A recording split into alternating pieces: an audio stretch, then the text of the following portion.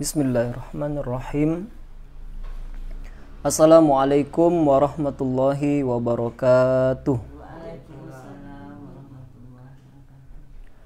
Alhamdulillahi rabbil alamin.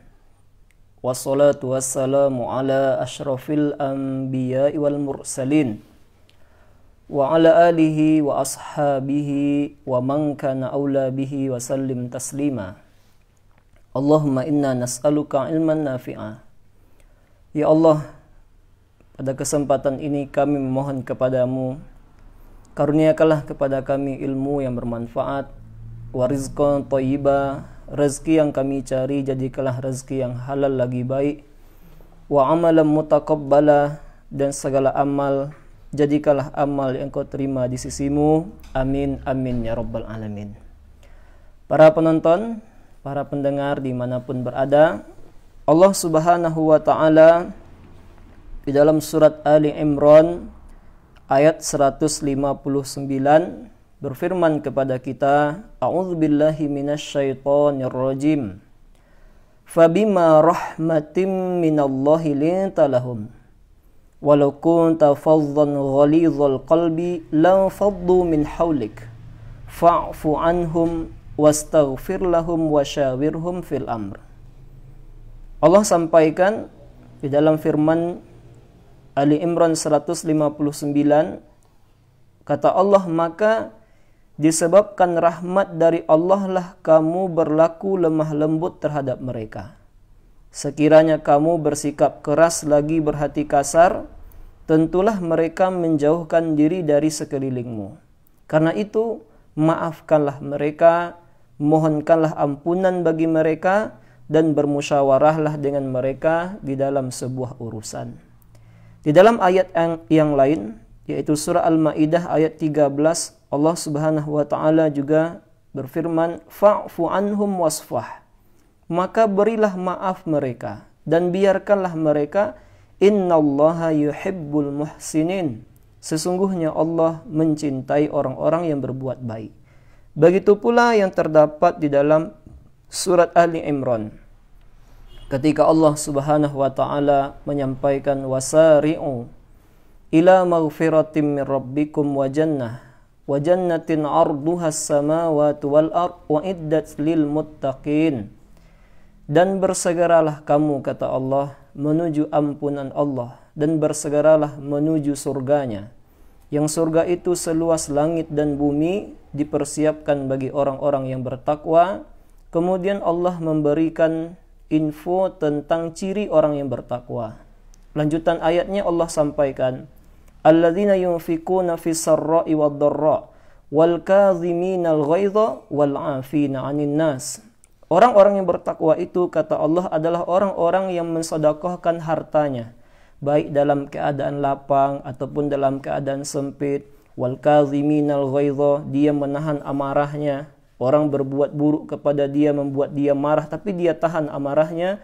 Wal 'afina 'anil nas, kemudian dia suka memaafkan kesalahan orang lain. Mungkin ada orang yang mampu menahan amarah, tapi masih ada kesalahan orang itu di dalam hatinya.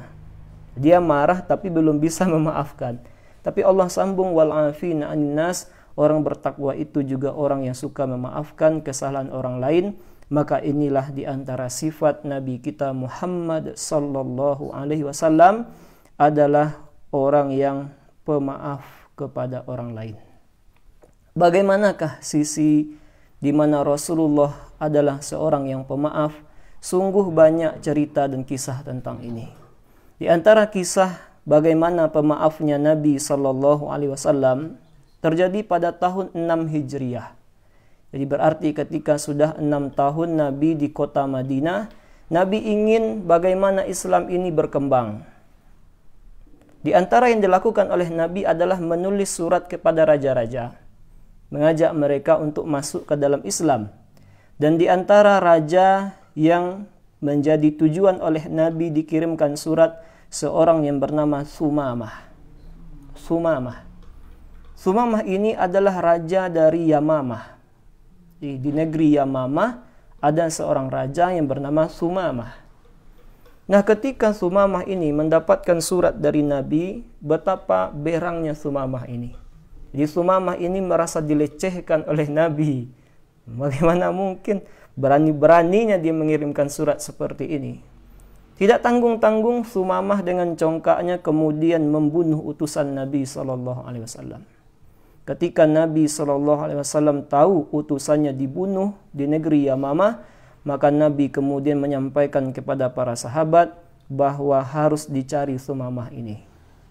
Jadi tidak boleh sebetulnya utusan itu dibunuh. Tetapi yang dilakukan oleh Sumamah sudah keterlaluan. Maka Nabi SAW mengumumkan kepada para sahabat, tangkap seorang yang bernama Sumamah itu. Nah, singkat cerita, Sumamah ini ketika di negeri Yamamah ada keinginan untuk pergi ke kota Mekah. Apa yang dilakukan adalah berniat untuk umroh. Jadi meskipun dia belum Islam, tapi dia umroh haji ini ada. Tapi bedanya adalah umroh haji yang dilakukan oleh orang yang sudah masuk Islam untuk Allah Subhanahu wa taala. Tapi umroh haji yang dilakukan oleh orang yang belum masuk Islam, mereka lakukan itu untuk berhala-berhalanya. Maka jadi Sumamah ini dari negeri Yamamah, berangkatlah dia menuju Mekah tapi harus melewati Madinah terlebih dahulu. Nah, malangnya tiba kepada Sumamah ini. Ketika melewati Madinah, itu Nabi punya sahabat-sahabat, itu kalau sekarang mungkin tentara-tentara yang menjaga perbatasan. Maka tertangkaplah ketika itu Sumamah. Tetapi yang menangkap ini tidak tahu kalau itu Sumamah. Akhirnya dibawalah Sumamah ini ke Masjid Nabawi. Kemudian di Masjid Nabawi itu diikatlah Sumamah ini. Nah, kemudian dilaporkan kepada Nabi SAW. Ketika Nabi datang, Nabi bertanya kepada sahabat yang menangkap tadi, "Wahai sahabatku, tahu tidak kalian siapa ini?" Karena mereka tidak tahu Nabi siapa ini. Maka Nabi mengatakan, inilah dia Sumamah, Raja Yamamah. Maka kemudian yang menarik adalah Nabi SAW mengatakan kepada para sahabat, siapkan makanan terbaik untuk Sumamah. Jadi siapkan makanan terbaik. Jadi setiap hari diservislah Sumamah ini, diberikan makanan terbaik. Onta-onta itu diperah susunya, susu-susu terbaik itu diberikan kepada Sumamah. Nah, lalu Nabi SAW bertanya kepada Sumamah, "Wahai Sumamah, apa yang ada di sisimu?" Atau mungkin bahasa kitanya, bagaimana pendapatmu sekarang wahai Sumamah? Dulu aku mengirim surat, lalu utusanku kamu bunuh. Sekarang tiba giliranku, kamu yang ada di sisiku sekarang, aku ikat istilahnya, kamu sekarang istilahnya tidak berdaya. Maka bagaimana pendapatmu wahai Sumamah? Maka Sumamah ini menjawab, "Wahai Muhammad, jika engkau ingin membunuhku, maka aku ini orang yang punya darah." Jadi kata Sumamah ini, Nabi, kalau engkau ingin membunuhku, aku ini bukan orang sembarangan. Aku ini Raja Yamamah. Kalau engkau ingin bunuhku, nanti penduduk Yamamah siap-siap saja akan menyerang Madinah ini, kata Sumamah. Lalu kalau engkau berikan pengampunan kepadaku, aku ini orang yang tahu berterima kasih. Nah, kalau engkau ingin harta Nabi Muhammad, maka mintalah, niscaya aku akan berikan kepadamu harta berapa saja yang kamu minta. Itu kata Sumamah ini. Lalu Nabi SAW pada hari itu membiarkan Sumamah. Diam saja Nabi. Kemudian hari berikutnya Nabi kembali bertanya, "Bagaimana kabarmu wahai Sumamah?" Maka Sumamah dengan sama menjawab pertanyaan Nabi, "Nabi Muhammad, kalau engkau ingin membunuhku, aku ini orang yang punya darah. Kalau engkau melepaskanku, aku tahu adalah orang yang tahu berterima kasih. Kalau engkau inginkan harta, aku bisa menjadikan kamu orang yang kaya." Lalu dibiarkan oleh Nabi. Sedangkan Sumamah ini masih terikat di Masjid Nabawi. Kemudian hari berikutnya, Sumamah ini ditanya lagi oleh Nabi SAW. "Apa atau bagaimana kabarmu wahai Sumamah?" Dan Sumamah ini menjawab dengan jawaban yang sama. "Kalau engkau ingin bunuhku, aku punya darah. Kalau engkau melepaskanku, aku tahu berterima kasih. Kalau engkau inginkan harta, aku akan jadikan kamu orang paling kaya. Nah, hari yang ketiga ini Nabi SAW katakan kepada para sahabat, lepaskan Sumamah. Nah, ini menarik sekali. Nabi ternyata mengatakan lepaskan Sumamah. Maka hal yang menarik setelah itu adalah ketika Sumamah dilepaskan, Sumamah ini pergi ke tempat di dekat masjid. Lalu Sumamah mandi, kemudian Sumamah ini masuk masjid, lalu tiba-tiba berkata, Ashhadu an la ilaha illallah wa ashhadu annaka Muhammadan abduhu wa rasuluh.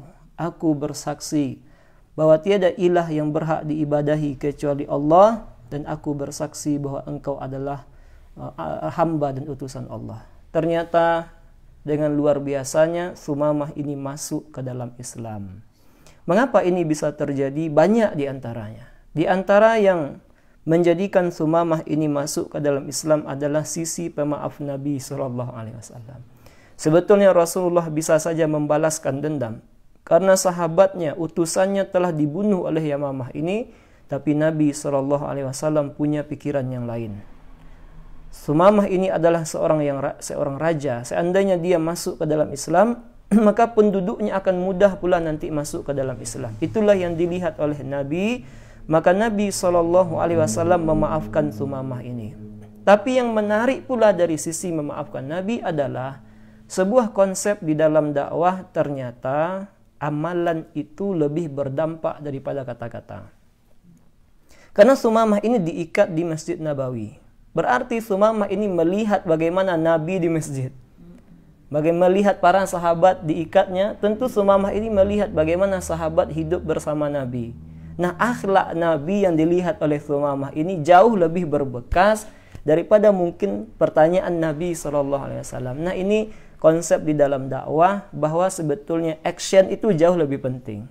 Jadi, kalau misalnya kita menjadi seorang guru misalnya, kita katakan, buanglah sampah pada tempatnya, buanglah sampah pada tempatnya, kata kita. Tapi kita guru, misalnya di sekolah, kita ambil saja sampah, masukkan ke tempat sampah, dilihat oleh anak-anak, itu jauh lebih berbekas daripada hanya sekedar ucapan saja. Inilah yang dilihat oleh Sumamah. Betapa tingginya akhlak Nabi SAW yang Sumamah lihat ketika dia diikat oleh Nabi di Masjid Nabawi. Dan betapa indahnya akhlak para sahabat yang dia lihat.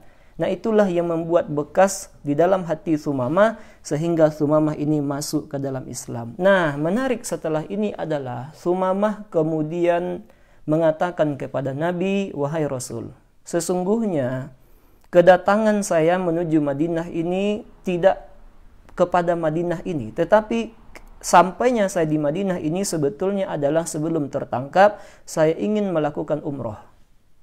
Nah, tapi kan saya tertangkap Nabi. Bagaimana umroh saya Nabi? Maka Rasulullah SAW mengatakan, lanjutkan umrohmu. Maka kemudian Sumamah ini berangkat dari Madinah menuju Mekah. Maka Sumamah inilah orang pertama Muslim yang bertalbiyah keras-keras di kota Mekah. Jadi dialah orang pertama yang masuk kota Mekah sambil mengucapkan labbaik Allahumma labbaik, labbaik la syarika laka labbaik, innal hamda wan ni'mata laka wal mulk la syarika lak. Itu kalau ditanya siapa orang yang pertama kali, itulah Raja Yamamah yang bernama Sumamah. Nah, Sumamah ini dengan lantang saja mengucapkan itu, labbaik Allahumma labbaik. Tentu panik orang Mekah. Jadi orang-orang Mekah sudah siap-siap. Ini siapa orang yang berani masuk Mekah bertalbiyah dengan keras-keras? Siapa pula yang berani ini? Nah, Muhammad, kira-kira Muhammad dan para pengikutnya saja itu baru 6 tahun di Madinah. Bagaimana mungkin sudah berani-berani mereka? Nah, jadi yang pemuda-pemuda itu sudah siap untuk dengan pedang mereka akan membunuh orang yang bertalbiyah keras-keras ini. Tapi karena namanya anak-anak muda, di antara mereka ada pemukanya, ada orang-orang yang tuanya. Ditahannya anak-anak muda ini. Tahu enggak kalian siapa itu yang akan kalian rencana membunuhkan? Dia adalah Sumamah. Tahanlah pedang-pedang kalian karena dia adalah Raja Yamamah. Maka tahulah akhirnya Sumamah bagaimana perlakuan orang-orang Mekah kepada Nabi. Di Sumamah ini tahu, oh ternyata selama ini kalian begini kepada Nabi. Oke, kata Sumamah ini. Ternyata setelah Sumamah ini pulang ke Yamamah, nah sebetulnya makanan pokok orang-orang Mekah ini harus lewat kepada Yamamah. Bahkan di antara makanan dari orang Mekah ini berasal dari Yamamah ini. Maka ketika Sumamah tahu bagaimana buruknya perlakuan orang Quraisy kepada Nabi, ditahannya makanan oleh Sumamah.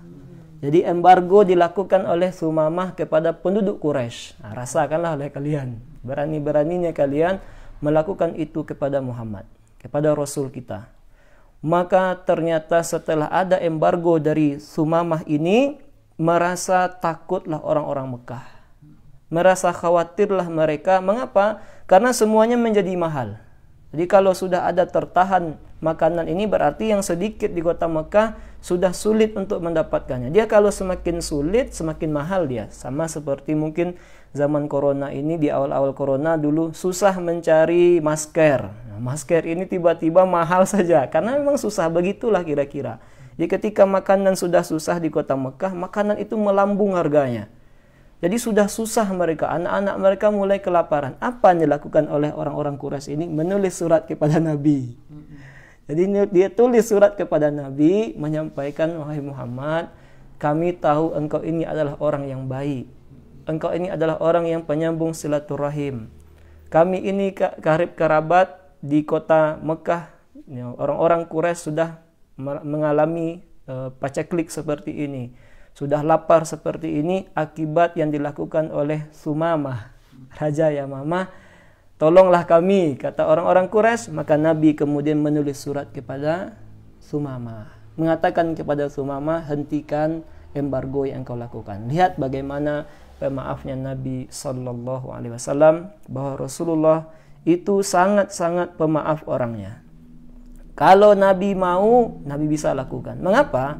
Karena sebelum Nabi Shallallahu Alaihi Wasallam itu hijrah ke kota Madinah, Nabi pun pernah diberlakukan yang sama oleh orang-orang Mekah, di mana tidak ada yang bisa mereka makan kecuali daun-daun saja. Itu pernah dilakukan bahkan sampai 2 tahun atau 3 tahun lamanya Nabi Shallallahu Alaihi Wasallam diberlakukan seperti itu oleh orang-orang Quraisy, oleh orang-orang Mekah ketika itu. Tapi Nabi Shallallahu Alaihi Wasallam bukan orang yang pendendam. Nabi ketika tahu Sumamah melakukan embargo kepada penduduk Mekah mengiba kepada Nabi dengan menuliskan surat, Nabi justru katakan kepada Sumamah, hentikan embargo tersebut, biarkan sebagaimana biasanya ketika makanan didatangkan seperti biasanya saja. Sisi pemaafnya Nabi Sallallahu Alaihi Wasallam. Kita tutup bahasan kita dari cerita lain tentang bagaimana pemaafnya Nabi dalam hadis yang diriwayatkan oleh Imam Al-Bukhari.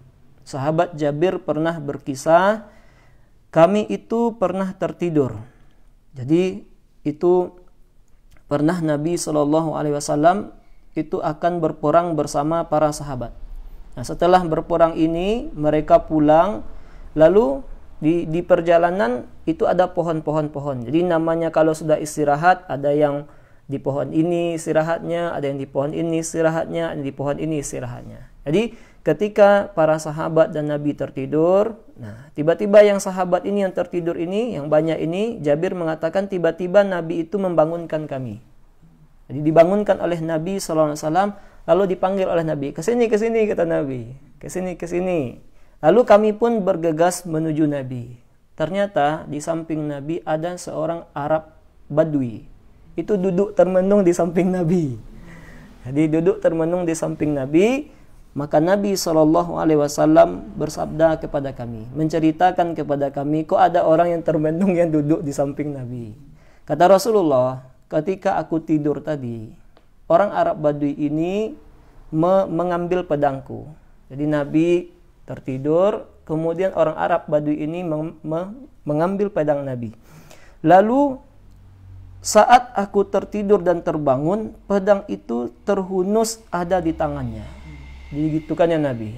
Nah, dengan pedang itu dibeginikannya Nabi, dihunuskannya pedangnya kepada Nabi. Lalu orang ini bertanya, siapa yang akan menolongmu? Jadi orang ini bertanya, siapa yang akan menolongmu? Maka Nabi dengan santai menjawab, Allah. Jadi Nabi sampaikan Allah. Setelah mendengar itu bergetarlah Arab Badui ini. Jadi bergetar dia sehingga pedang ini jatuh. Nah, Dan ketika jatuh, itulah yang membuat orang ini terduduk, kata Nabi Sallallahu Alaihi Wasallam. Jadi sebetulnya Nabi bisa membalasnya. Jadi Nabi bisa saja membalas orang yang dalam keadaan sudah perang, bisa saja ini musuh yang datang. Orang Arab Badui, entah siapa dia, tiba-tiba saat tidur diambilnya pedang, kemudian dikatakannya siapa yang akan menolongmu. Dan Nabi SAW adalah pribadi yang pemaaf. Bahkan orang ini dalam riwayat juga masuk ke dalam Islam. Inilah sisi pemaaf Rasulullah SAW yang kita sebagai umatnya mesti kita tiru hendaknya. Dan ini banyak sebetulnya kisah-kisah pemaaf, bahkan tidak saja para nabi dan rasul, orang-orang soleh, bahkan tidak jauh sebelum zaman kita ini seperti Buya Hamka, itu adalah pribadi yang sangat-sangat pemaaf. Kita tahu Buya Hamka itu pernah dipenjara selama 2 tahun 4 bulan. Dipenjara ketika itu atas perintah presiden yang pertama, itu dipenjara. Kemudian selama di penjara itulah Buya Hamka menulis tafsir Al-Azharnya. Nah, ini menarik adalah ketika presiden pertama Indonesia meninggal dunia, itu justru yang menjadi imam salat jenazahnya adalah Buya Hamka sendiri. Jadi tidak ada istilahnya balas dendam bagi seorang muslim. Seorang muslim tunjukkanlah sifat pemaaf kepada orang lain. Inilah yang disuruh oleh Allah Subhanahu wa taala di dalam banyak ayat. Berikanlah maaf, tebarkanlah maaf kepada yang lain, menghidupkan firman Allah wal afina 'anil nas. Mudah-mudahan bermanfaat, khususnya kepada yang menyampaikan. Terima kasih banyak kepada para penonton. Kita tutup bahasan kita pada kesempatan ini dengan doa kafaratul majelis. Subhanakallahumma bihamdik, asyhadu an la ilaha illa anta, astaghfiruka wa atubu ilaik. Assalamualaikum warahmatullahi wabarakatuh.